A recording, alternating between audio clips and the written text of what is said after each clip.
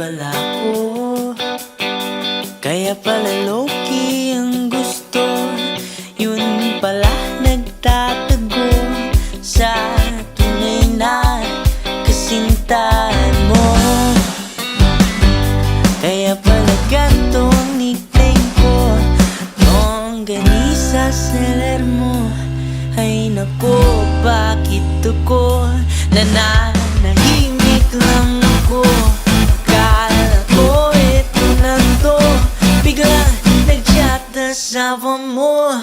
At nalaman kong kabet pala